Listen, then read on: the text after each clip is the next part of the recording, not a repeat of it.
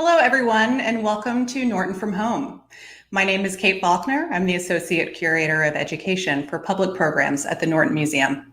We are coming to you live tonight for the presentation of When, a discussion of photographs from the collection. Tonight, Tim Wride, William and Sarah Ross, Curator of Photography, will share the newest in his series of exhibitions that trace the history of photography from many perspectives of inquiry. The exhibition, When, a brief history of the relationship between time and photography, which just opened last week and will be on view through November 12th, highlights several ways that artists have interpreted the concept of time in their work. The exhibition presents works by artists from the 19th century all the way to the present, including those by Eadweard Muybridge, Harold Edgerton, Takahiro Sato, and Sam Taylor Wood. Throughout tonight's program, we encourage your interaction by submitting comments and questions through the chat features on YouTube and Facebook. And as always, we will dedicate the final few minutes to answering any remaining questions you have. And now it is my pleasure to welcome Tim Wride to the program. Hi, Kate. Hi, Tim. It's so good to see you. Great to see you. Yeah, so I have to tell you right up front, I'm terrified by this because this is like a real lecture, and I don't have anybody to talk to, and my dog Jasper is not the best audience. It's going to be great, and I'm really looking forward to it. And I do want to remind everybody to ask questions throughout Tim's presentation. I'd rather this be a conversation than simply me expounding. I mean, I can pontificate very well, but you know how it goes.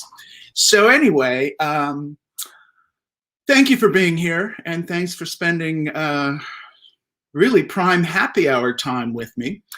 I want to kind of talk a little bit about this series that I'm doing, which is, you know, when we opened our new building, for the first time ever, there was a dedicated gallery for photography, for the permanent collection of photography. And so I was trying to come up with an idea in which to be able to showcase the collection, but also to approach the history of photography, which now we can tell those stories, because there isn't just one history. There's all these histories of photography that kind of run together. And so I wanted to be able to tell about these multiple histories of photography. And so so I thought that I would use, you know, the great journalistic tropes. And so, Bobby, you want to go ahead one? You know, this is the gallery, and this is the show that's up now, and it's called When. And go one more, Bobby, if you will. And as you can see, it's those journalistic tropes, the who, what, where, when, why, and how of photography, as far as I'm concerned. We opened the gallery in 2019 with who. Follow it the second year, which was where, which of course none of us were there. That was 2020, but now we're into 2021, and so it's a when year. And so I thought it's a really interesting moment to look at time and look at how we've spent it and how artists deal with time. You know, time in photography, it doesn't seem that you can talk about photography and not talk about time. You know, when daguerreotypes were invented in the 1830s, they were called we ended up calling them the mirror with a memory. And then there is that whole idea that anything you take a picture of simply the record of a memory, because as soon as you've taken that picture, time goes on and the memory exists. And so it's that frozen moment, that slice of time that's taken out of the great continuum. If I were comfortable enough to be metaphoric, I would say it was that dipper in the river. We've got a little water here, but the river continues on. So, Bobby, how about next slide? So, I mean, time and photography, it's there at the beginning. This is a photograph by actually a daguerreotype. So it's an image on a metal plate by Louis-Jacques Mondet Daguerre. He took this image in 1839 or maybe 1838. And all he did was he turned his camera around in his studio and pointed the lens outside and took the lens cap off and recorded what was ever out there. And, you know, when he felt that he'd got enough, he put the lens cap back on and then developed the image and got what he got. You know, at this point in photography, there was a sense of how things should go, but there was no rule book. So Daguerre, as he points his camera out, takes this kind of a record, a documentary image of the Boulevard du Temple in Paris. And what should strike you first is the fact that it's an empty boulevard. And one wonders, it's like, well, was it that empty? How can that be? This is like a major thoroughfare in the city of Paris. And so you kind of have to wonder what's going on here. And one of the things that's going on is that because of the, I don't want to say primitive, but primitive actually sums it up, because of the early nature of the chemicals, the process, this was a pretty long exposure.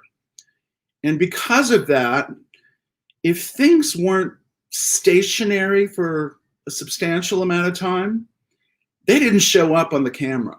Buildings are great. Trees, great. Poles, great. But there wasn't many people who were standing still long enough to register. Bobby, can I get the next slide? But in the lower quadrant, the lower left quadrant of this picture, you do see people. You see 3 people. In the middle of this detail, you see a man 1 foot up and another man sitting in front. And that's because he's having his shoes shined. And he's stationary long enough to register on the plate. The other figure that you see is if you go straight across from our shoe shine duo, and you'll see what looks to be a bench, another figure, and what seems to be a newspaper open in his lap. So if we were looking at this as a document of history, one of the things that might be said is like, Paris was really empty that day.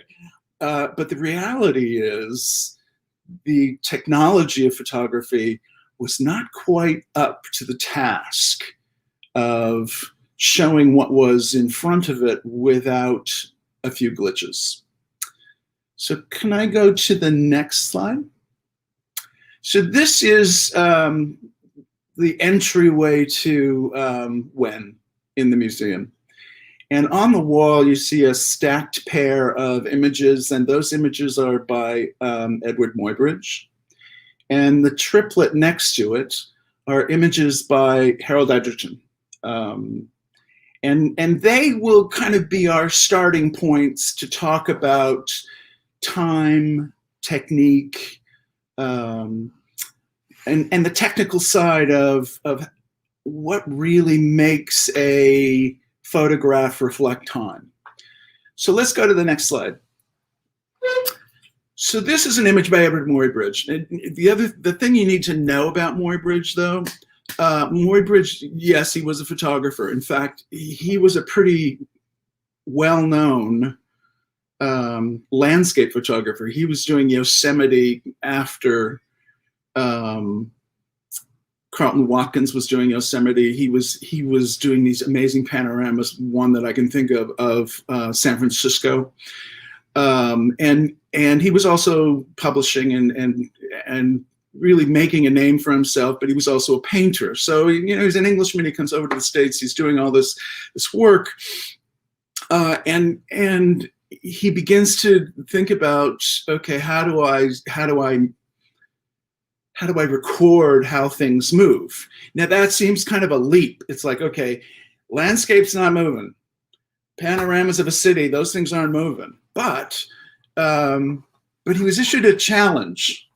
And that challenge was issued by the former governor of California, who was always also an industrialist and a botanist, and he also bred horses. And that was Leland Stanford.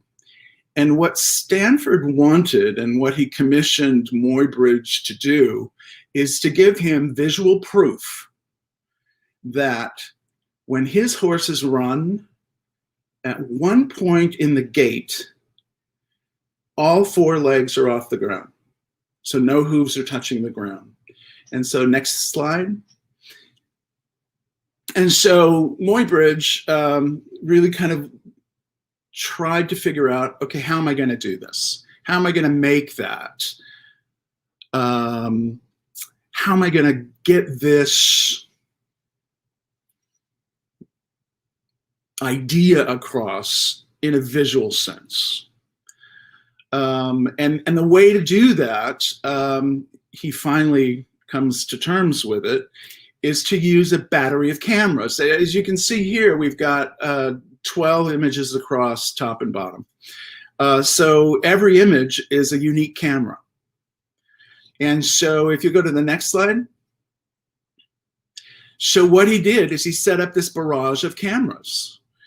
And every time, and had the horse run, and it's in one straight line, had the horse run in front of them, had trip wires that would trip an electronic shutter, so that as the horse would run by, the shutter would trip, and ultimately Leland Stanford would get his proof. And his proof is in the top row, third image from the left.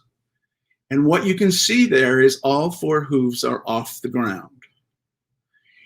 What always interested me is that I guess I grew up with looking at all of those English equestrian photographs where, the horse is like flying like super horse, 2 legs out the back, 2 legs out the front, and that's what running looked like. And what Muybridge did is he actually gave us the true physiognomics of running a la a horse.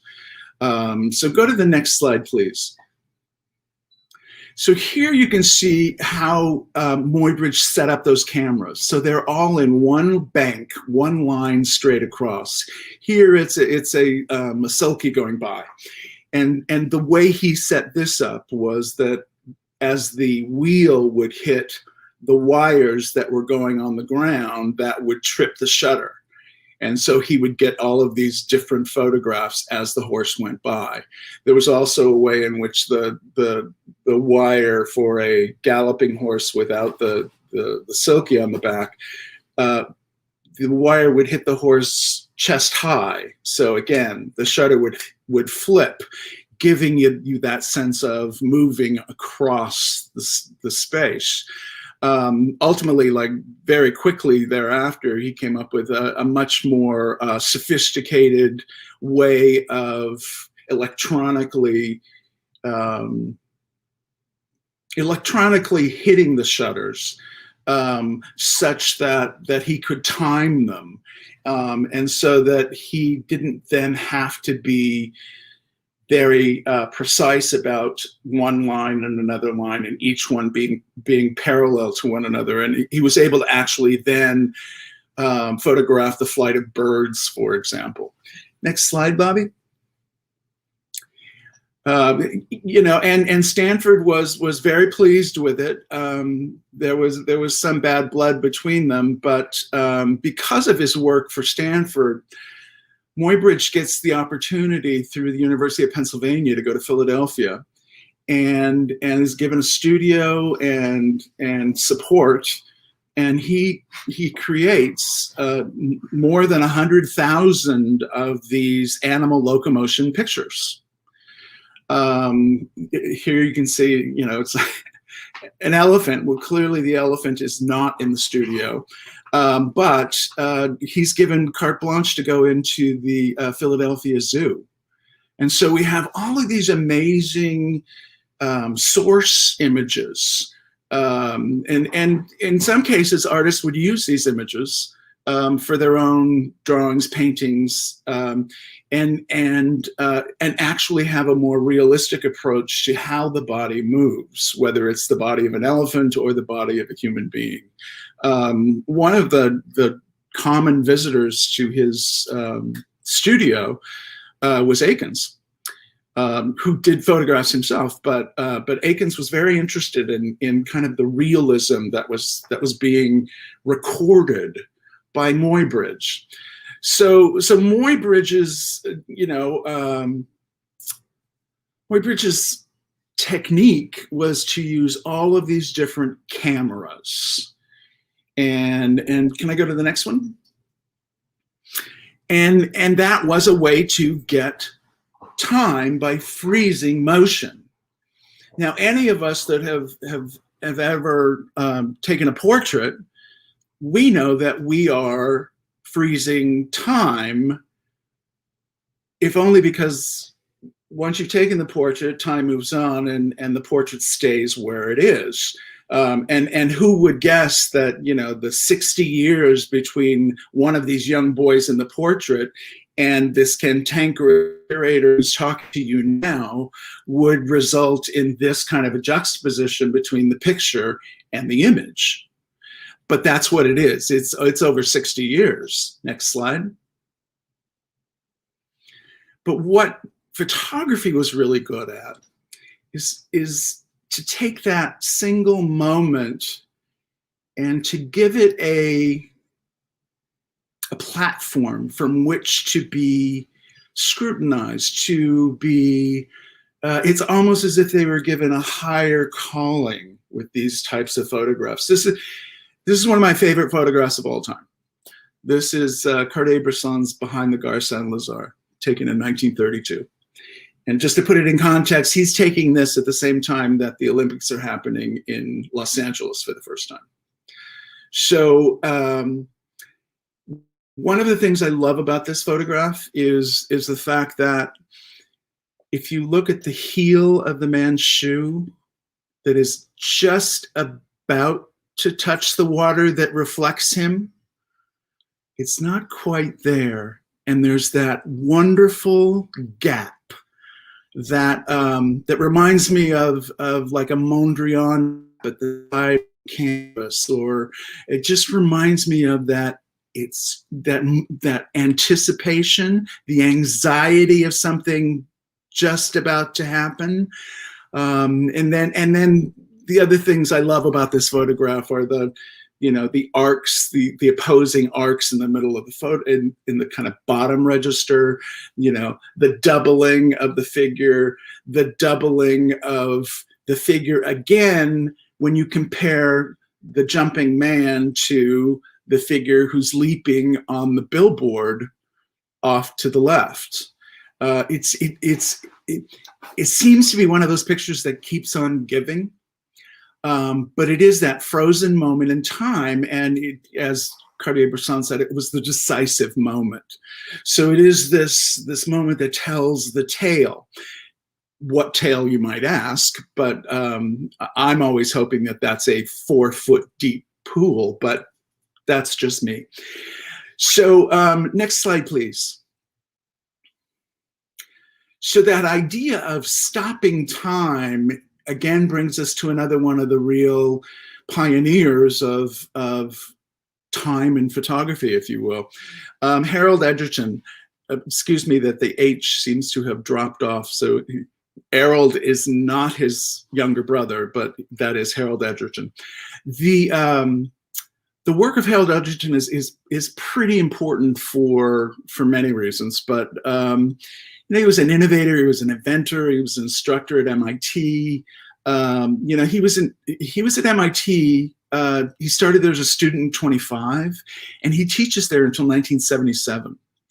And he, unlike Muybridge, is less concerned about the camera, though that is very much on his mind, but he's much more concerned about light. And it is Edgerton, along with a few other people, one of them most notably Gijan Milli, who was a commercial editorial photographer, come up with these very sophisticated strobe lights. Now we know strobe, you know, as the source of grand mal seizures, but we know strobes, if any of you who grew up in the 70s, because we were in dances and we were dancing and strobes were going off, and it was the light show of the century. But strobes can be incredibly powerful when combined with photography. What they can do, as you see here, is they can show us things that the naked eye could never see, such as a bullet going across a card, actually cutting through the card, cutting the card quickly. And yet we still can have the bullet, and the card hasn't quite yet reacted. And so we see this cause and effect, but the effect is not quite completely felt yet. And so that's his deal. If he opens the shutter in darkness, shoots, the strobe goes off in a timed manner so that they can make sure that they're getting what they need, because they know how fast the bullet will travel, so they know how quickly that strobe needs to go off. It's a very short duration flash of light, and what it does is it stops whatever sees, because after that nothing else will register. So it's a really wonderful frozen moment in time, and again, freezing motion as the definition of time. Next slide. And you'll see it's not just a flashlight. I mean, these are incredibly sophisticated, battery-operated electronic lights that are able to be completely calibrated to make sure that you're going to get whatever it is you're trying to photograph. In very near to the beginning of his process, he wanted to photograph the still wings of a hummingbird in flight.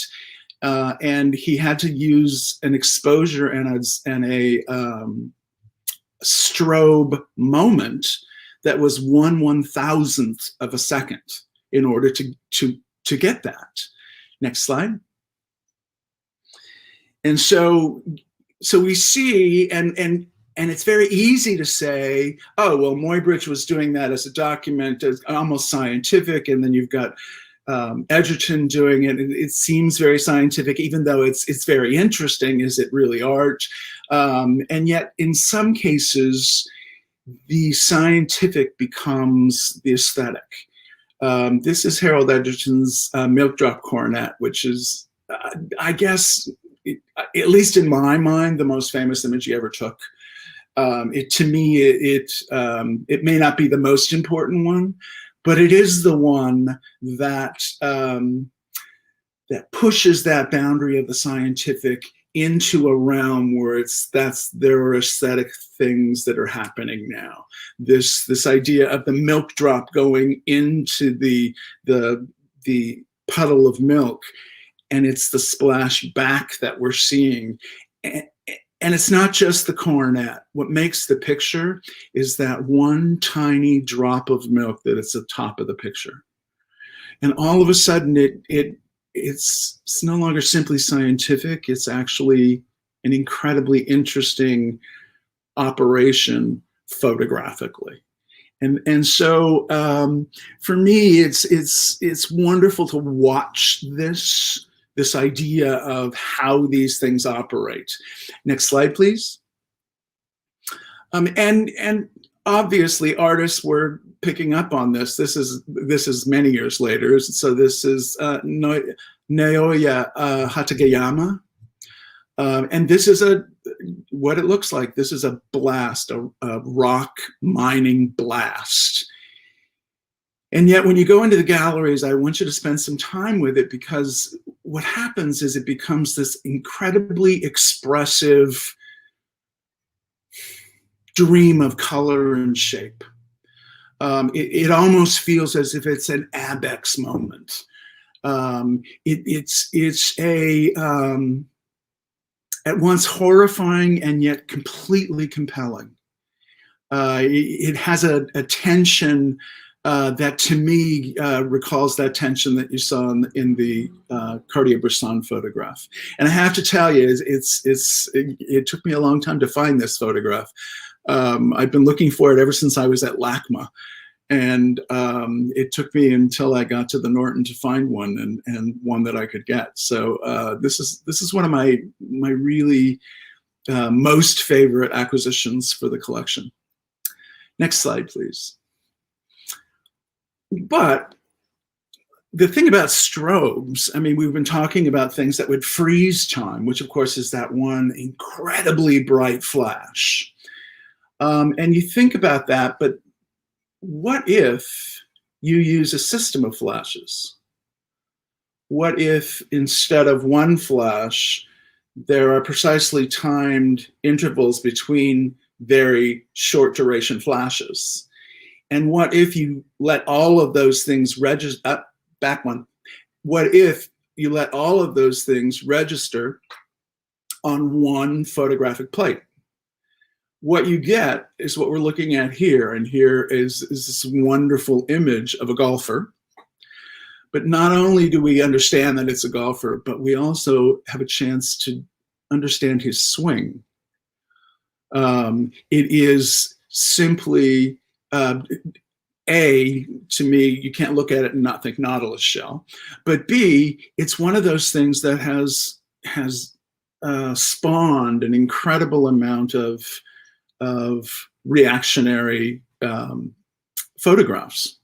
So if in fact we look at this image of bending the shaft, you have to think about that later on, what happens to this kind of motion study when efficiency experts get a hold of it? What happens to this kind of motion study when all of a sudden we're looking at, okay, how does the body move? And so next slide. And one of the ways that this kind of multiple application strobe is used, it's used in this case by, oh, I'm so sorry. I'm having a moment here. It's used in this case by Bernice Abbott, who is looking at science and trying to figure out, how can I illustrate science using photography? And we know Bernice Abbott for many other reasons. She was working with Man Ray in Paris. She's probably responsible for saving the archive of Eugene Atget. She also really gave us the historic record of the architecture of Manhattan. But she was more than that. And one of the things she did, she was so interested in science. And so here she is on the right in the laboratories at MIT, the same laboratories that Edgerton is working in. And here she's trying to illustrate photographically the concepts of physics and science. And here she's using that same idea that Edgerton pioneered of multiple strobe effects onto one plate. So you see the two balls coming together, hitting, and then deflecting. And so it becomes, if not the lingua franca, it becomes so commonplace that we now understand, oh, strobes can do that. Strobes can do this. And it becomes much more commonplace than what Muybridge had done much earlier, which was to use multiple cameras. So next time. Next slide. And I have to tell you that this isn't lost on other photographers who are working at the same time, and not even just scientific photographers, but photographers such as Ralph Bartholomew, and I have to hold this up because this is Ralph Bartholomew's book, Retail Fictions, that I happen to have written. But Ralph Bartholomew was a commercial photographer. You know, the image on the left, if it's not nude descending a staircase, it's girdled ascending a staircase. But it was an image made for an advertisement for Playtex. And on the right, you see, you know, the great service available at Texaco. So all of a sudden, these uses of strobes become commercialized. Next slide. And this is an image by Guy-Jean Milly, who was actually working with Edgerton at MIT. And so here, Guy-Jean Milly is recording Gene Kelly in one of his dances for the movie CoverGirl that was featured in Life magazine. So there was a wonderful editorial component to how this worked. Excuse me.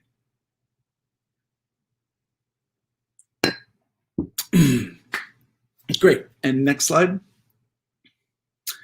So when it really kind of is based on these two polarities, how the camera works and how light works.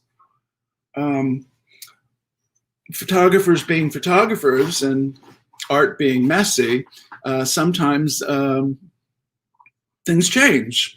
So bring on the next slide. So this is an image by Nick Nicosia. Now, were we less savvy than we are, we might think of this as, oh my goodness, that must have been a terrible hurricane, that the wind must be blowing so badly.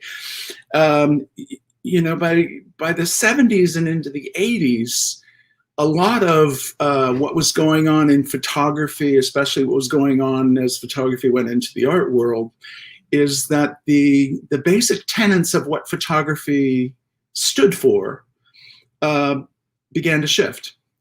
A lot of artists were looking at what we took for granted about photography, those static qualities of photography, such as, oh, if I see a picture of it, it must have happened.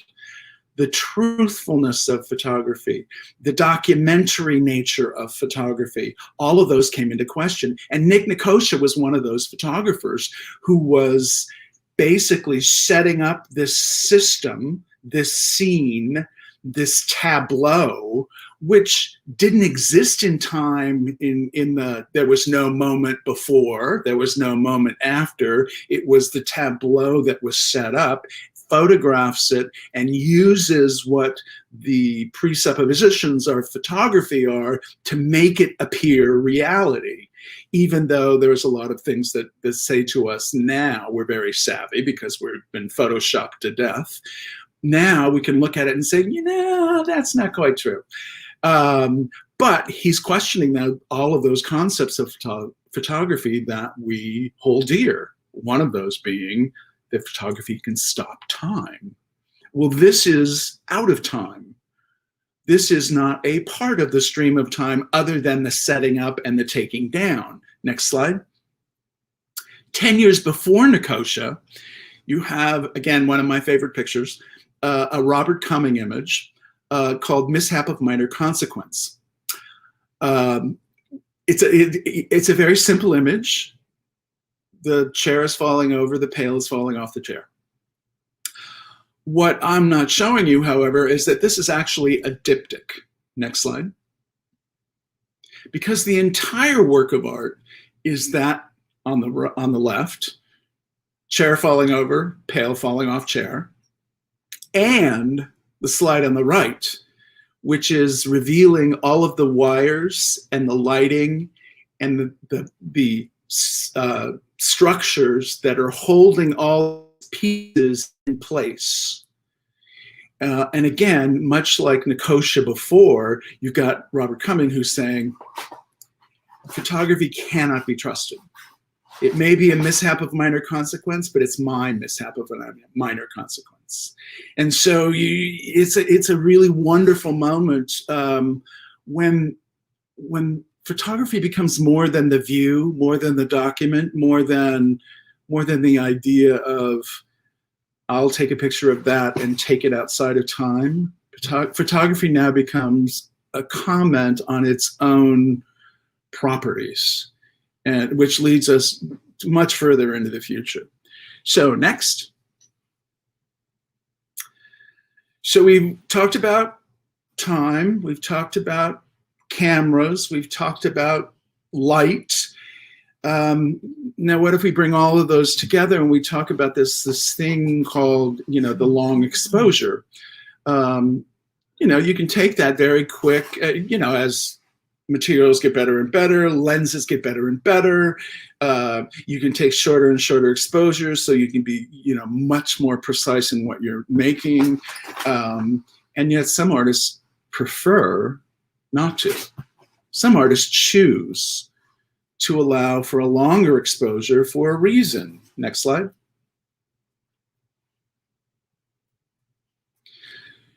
Here are two examples basically of the same idea, but with two very different results.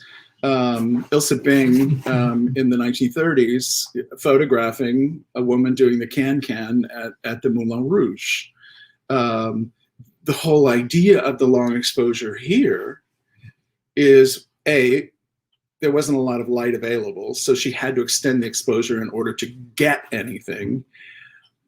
But what happens is that we get this wonderfully blurred, raised skirt that actually talks about the exuberance of the performance of the can-can.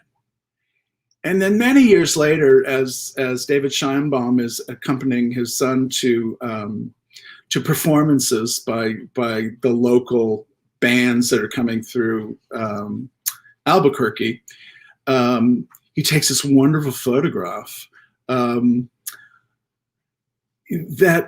is about the exuberance of performance, and almost to the point of unrecognizability of the character herself who's actually performing. It becomes just this wonderful melange, almost an abstraction of light and color. And yet both are very much linked in how that's achieved. Next slide.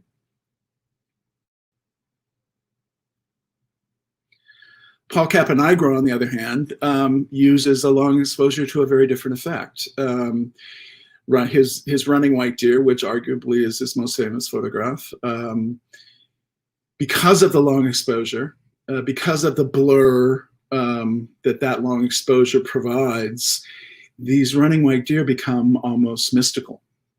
They become a certain sensibility of the mythic, that these white deer, as they begin to run by, have an ethereal, supernatural overlay. Which I think is probably the success of the picture. Next slide. And then there's somebody like Karen Halvorson, who uses photography and the long exposure and the properties of light to actually give form to light. Yes, the light of a car passing is what illuminates the rocks on either side of the road. But that form of light of the taillights as they go by and become this wonderful definition of the road itself. It really is a great trace of movement, trace of time, but it's also light as form. And that becomes pretty interesting later on. So next slide. The use of light and the trace of light. This is an image by Takahiro Sato. And I'm here to tell you that image was taken at night. I'm also here to tell you that it's a self-portrait. But where is he? I have a question, Glenn, that I can't quite read. I'm so sorry. Kate, can you help me out with that? How did photographers at the turn of the 20th century react to cinema? Was there much discussion or interaction between filmmakers and photographers? Oh, is this for later? No, it's actually okay to do this now.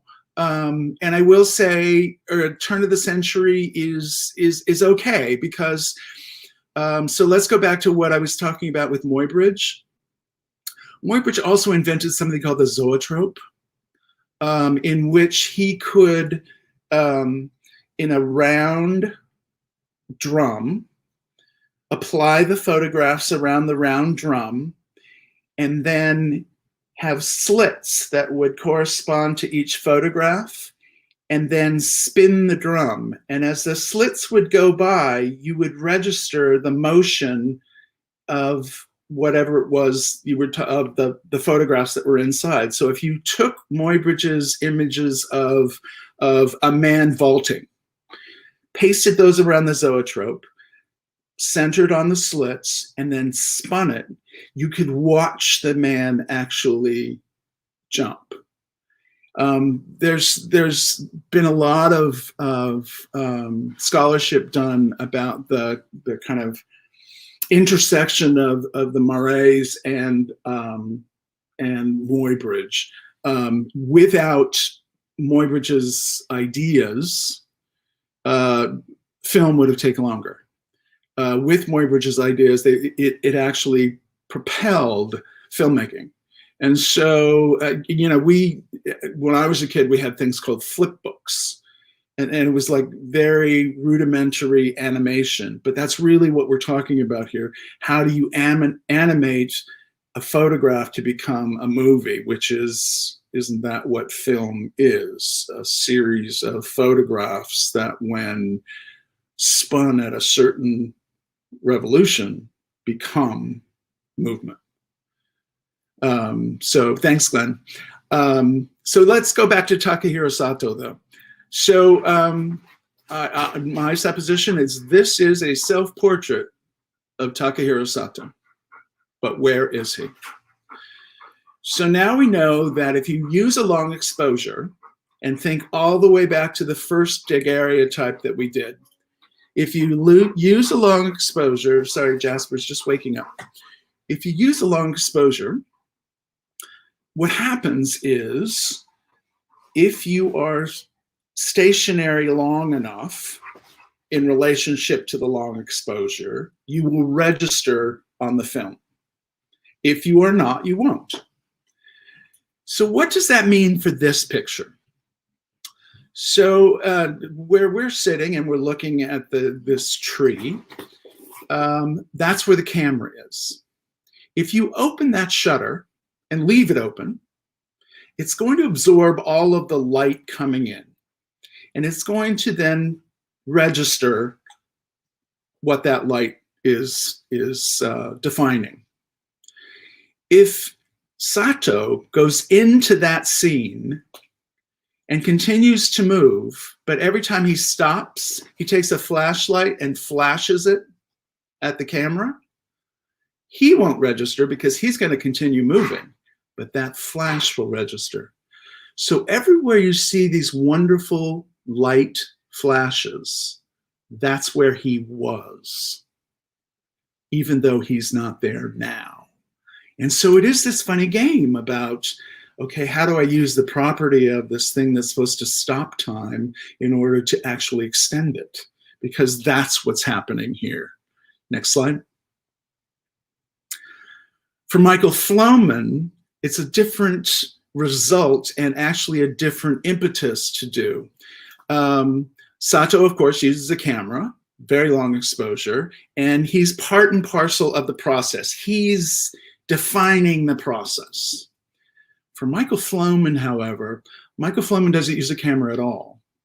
Michael Floman uses light-sensitive paper and takes it into nature and allows nature to do whatever nature will do, even though he has a sensibility about what will happen because he knows the landscape so well. So what happens is all of the light and all of the atmospheric relationships to that landscape begin to register on the paper itself. So this becomes a a catch-all for the night in which it lays exposed to the elements. And so while Sato is dealing with something that's very deliberate, you've got Michael Floman dealing with something that's very serendipitous. But both of them are using the same types of ideas, that idea of allowing the light itself to become the subject. Next. Linda Ford Roberts is a woman who I actually met at a portfolio review, and I saw this picture and I was just taken with it. The picture is called A Measure in Time, both 13 years old. Her son was born 13 years ago. And when he was born, she and her husband planted this tree. 13 years later, you have the son and the tree together again. So you have this mark of time, a 13-year span of time, but you also have the momentary mark of time, which of course is the breeze that's rustling the tree leaves. And so those become a little blurred out, softened, if you will. And so you have two measures of time here, a longer measure and a shorter measure. Next.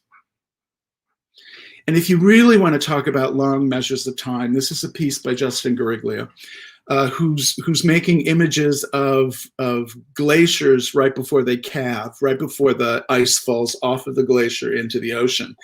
And so his sense of time using photography bounces from tens of thousands of years to that moment when he took the photograph. Because the glacier itself has an age, and the photograph is recording the momentary precision of its time. So it is tens of thousands of years ago versus right now. And to complicate matters even further, he's doing this using a technology that he developed, in which all of his materials that he creates these photographs with are fossil fuel based.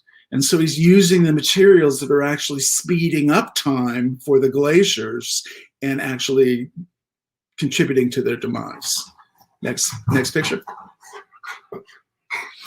I hope you can't hear Jasper, but he's behind me now wondering where dinner is. And this is actually a great photograph, even though you would be hard pressed to figure out what the photograph is of. This is a piece by Jason Sullivan. And Jason teaches at the University of Chicago, and not only teaches in the photography department, but also teaches in the computer sciences department. And Jason is, and I'll have Jason for a conversation at the end of next month, I think. And so, but what Jason does is Jason is looking at the entire output of 1 week of ESPN. And for every 15 seconds of that output, that time, the computer generates the overarching chromatic color of that 15 seconds. And those stripes are stacked. And so when you're in front of this, you'll count these, but there are 21 vertical stripes of tiny stripes. And each stripe is 15 seconds. Each column is 8 hours. Every 3 columns is a day, and the 21 columns of the entire piece is a week of ESPN programming, given the chromatic dominance of one color. It's a different way of using a color, but it's a different way of using time, a different way of measuring time by measuring it through color and through photography, which I think is brilliant. Next slide. And then there are those wonderful artists who take us completely outside of time. Conn and Selznick are a collaborative duo who've been doing these wonderfully sometimes they're lighthearted, sometimes they're fascinating, sometimes they're a little dispiriting, but they are creating civilizations that never existed, and yet they are documenting those civilizations using photography in a way that a social scientist would use photography. And so they're using all the tropes of document, all the tropes of recording the factual, and yet recording something that is not factual. In many ways, it's closer to Nick Nicosia than it is to Margaret Mead. And so it's really one of those wonderful moments where you allow the complete fiction of photography to manifest. And next slide. And as if you had any thought that I was anything but a photo wonk, I'm going to give you a little curatorial wonk here. This is standing inside the photo galleries, looking across the Baum Gallery into the Niblack Gallery. Now, at the very end, in that wonderful vermilion lozenge, is a completely serene Buddha. As you walk towards the photo gallery, you're going to be passing this wonderful cubist sculpture of a head. And then, of course, as you get into the gallery, you'll have these two heads, one on the one side by Thorne Thomason and one on the other side by Blythe Bonin. And this is what I spend my nights thinking about. How do I make some kind of correspondence between what I'm doing in the photo gallery and what my colleague Laurie Barnes is doing in the ancient Chinese gallery? And this is one of the ways of doing it. If you look the other way, next slide, you are now where the Buddha is mounted, and you're looking through the Baum Gallery at this completely inscrutable and incredibly ancient moment captured on film. And so, Kate, I don't know that I can do anything else. I think it's time for Jasper's dinner, and I also think that that I'd love to have you come back and see what you thought. Hi, Tim. Hi. I'm glad. Thank you so much. I really enjoyed it, and it's so exciting to learn about all of the ideas of time and light and exposure that artists think about when they're composing these images. So thank you for this presentation. Giving me the time. Of course. And I look forward to seeing it in person tomorrow when I visit the museum. We do have a couple of questions in our comments. Jan Miller asked, I think this was earlier on in your presentation, is that shadowy shape on the upper left hand of the Daguerre Temple Boulevard pic a slower moving horse-drawn van? I would love to say yes. Mm-hmm. The problem with that is that I can't say it definitively. There's no way to resolve the picture. It is what it is. I don't know if anybody remembers the movie Blow Up, which was a complete fiction. I mean, the Blow Up was this funny.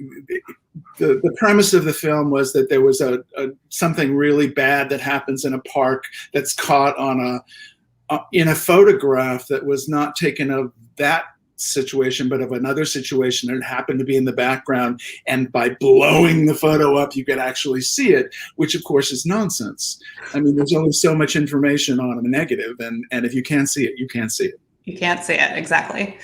Let's see, Gladys Acts Out asks, does the ability to capture moments in time change with shift from film to digital? Yeah. Yeah. I think, I mean, the weird thing is even I can stop time now, because the great thing about, well, now that I have a phone that does it, because of course I never owned a camera, but if you take a movie on your phone, you can have your movie actually separate itself into individual images, and it does everything for you. You don't even think about it. So I have change things, but and I think that's why you get more people like Jason Sullivan using that type of technology in defining time than you get people doing what either Nick Nicosia or Bob Cunningham did. Right. So what pieces are you most excited about in the exhibition, Tim? I have to say that Jason Sullivan it's such a wonderful thought process that I'm really happy about it. And now that I remember, so Jason and I will be doing a conversation for the Norton on Norton from Home on the 29th. Glenn, tell me if I'm wrong. On the 29th of You're correct. The 29th, yeah. And so I'm looking really forward to that conversation. The other pictures that I'm really excited about, I think that people should really take a look at the Sam Taylor Wood, which is it's about, critical 5 seconds, and it's worth your time and investment of time to get a sense of it. And then the last one that I'll point you to that I just love, and I probably love it because it was the last thing that the photo committee purchased before we went into pandemic mode, and that's an Ori Gersh photograph in which he explodes what seems to be a Morandi painting, yes. Which I love. I love his work. Those are the ones that you really should talk about. Oh, wonderful. Well, Tim, thank you so much for this presentation. And I know Jasper's hungry for dinner, but I wanted to just commend you on tonight's presentation and for sharing your insight about the history and the science behind a lot of these photographs. It's really interesting, and I learned so much from you. So thank you. Thanks, Kate. I always want to do more work with you. I'll see you soon, hopefully. Bye-bye. Okay. Thank you Bye, Tim. for being here. And thanks to all of you again for joining us tonight. Next Thursday, March 25th at 6 o'clock, Ginny So, adjunct professor at the Chinese University of Hong Kong and associate in research at the Fairbanks Center for Chinese Studies, Harvard University, will discuss some of the extraordinary jades in the Norton Museum. And in her talk, Ancient Chinese Jades at the Norton, Then and Now. You can find more information about this event and all of our upcoming Norton from Home programs at norton.org. Thank you again, and have a wonderful night.